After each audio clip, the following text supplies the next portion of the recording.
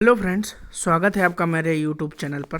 तो एक सवालों की एक और सीरीज़ में स्वागत है आपका। तो मेरे पास कई सारे क्वेश्चंस आते हैं एचडीएफसी बैंक से रिलेटेड, और मैं कोशिश करता हूं कि वीकली एक अपडेट दे सकूं एचडीएफसी बैंक में। तो मुझे ऐसा लगता है कि ये जो अगस्त और सितंबर का महीना रहने वाला है वो बैंकिंग और फाइनेंशियल सेक्टर के लिए रिकवरी का काम करने वाला है, क्योंकि जो इस साल का जीएसटी कलेक्शन इस क्वार्टर कर रहा है वो अपने आप में एक नंबर है और उसको रिकॉग्नाइज किया जाना चाहिए। और उसके बाद मुझे ऐसा लगता है कि ये जो इकोनॉमिक रिकवरी की सिचुएशन क्रिएट हो रही है ये आपको फ़ायदा करेगी बैंकिंग और फाइनेंशियल सेक्टर के शेयर्स में। तो स्वागत है आपका मेरे यूट्यूब चैनल पर एक बार फिर से।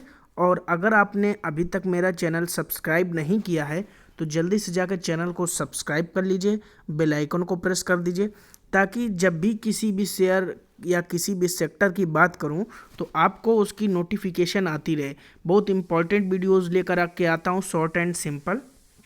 तो आप ये देखिए, 1523 यानी 1.48% ऊपर होकर के बंद हुआ एचडीएफसी बैंक। अपने आप में एक संकेत था। जिस समय बंदी की कगार पर था, टाइमिंग पे आप देख सकते हैं नीचे की तरफ जा रहा था। तो इसको देखकर बहुत से लोग ग्राफ प्रिडिक्ट करते हैं, पर मेरा ऐसा कोई प्रेडिक्शन रहता नहीं है।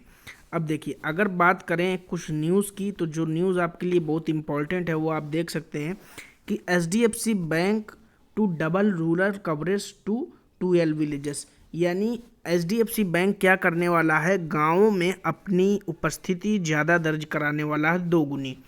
तो 2 लाख गांवों पर इसकी अपनी उपस्थिति दर्ज कराने की इनकी प्लानिंग है। तो ये न्यूज़ थी जिसको आपको समझ लेना चाहिए कि अगर स्मॉल स्मॉल चीज़ों पर ध्यान रहता है किसी भी बिजनेस का, तो उस बिजनेस के ग्रो करने के चांसेस बहुत बढ़ जाते हैं। और ये माइक्रो मैनेजमेंट जो इनका है, इसीलिए एचडीएफसी बैंक बैंकिंग सेक्टर में टॉप का शेयर्स कहा जाता है।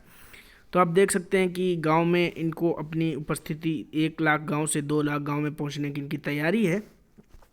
ये एक आर्टिकल छपा था, उसके बारे में बात कर लेते हैं कि Nifty bank consolidated its position above 36,000, bullish trade on Friday.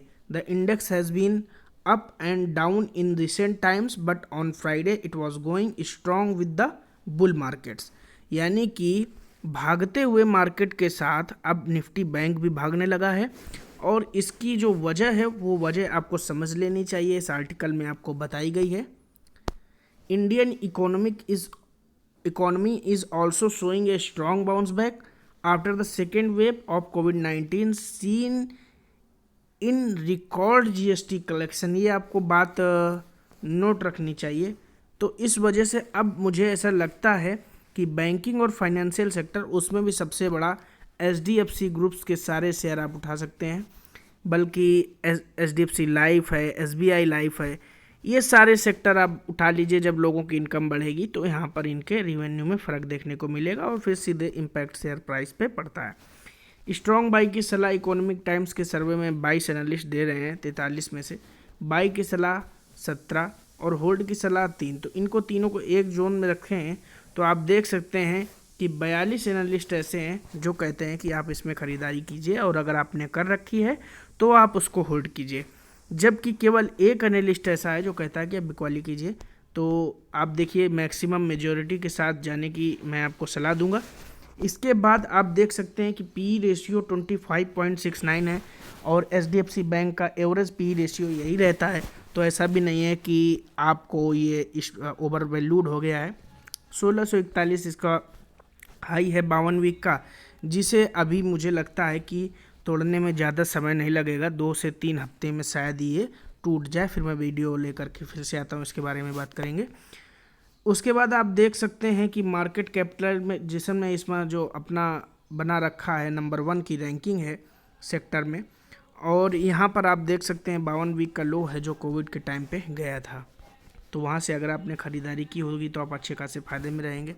Returns आपको शॉर्ट टर्म के थोड़े से अट्रैक्टिव नहीं लगेंगे, और यही अट्रैक्ट करने की वजह भी है। आप देख सकते हैं एक दिन में 1.65 और सेम, यानी एक महीने में फ्लैट चल रहा है। 3 महीने में 9% की रिटर्न है और 1 साल में 44% की रिटर्न है। तो हम यहाँ से शॉर्ट टर्म की बात करें, 3 महीने में 9% की रिटर्न, तो यहाँ से समझ में आता है कि HDFC बैंक की अभी वो जंप नहीं आई है। डिलीवरी परसेंटेज देखकर आप चौंक सकते हैं। 13 अगस्त को जो डिलीवरी परसेंटेज था वो 69.7% था, यानी लगभग 70% की डिलीवरी। और ये डिलीवरी एक दिन की नहीं, लगातार कई दिनों से ऐसी शानदार डिलीवरी उठाई जा रही, नंबर्स आपके सामने हैं। होल्डिंग पैटर्न की बात कर लें तो यहाँ भी HDFC बैंक ने म्यूचुअल फंड्स को भी अपना फेवरेट बना रखा है। आप देख सकते हैं DIIs ने 21.6% का निवेश इस पर कर रखा है, जो कि पिछले क्वार्टर की तुलना में 0.4% बढ़ा है। अगर आप बात कर लें कि FIIs, तो FIIs के भी फेवरेट स्टॉक्स में से एक है। अगर DIIs और FIIs को मिला दिया जाए तो 60% से ज़्यादा निवेश है, जो अपने आप में शेयर की वैल्यू को दर्शाता है।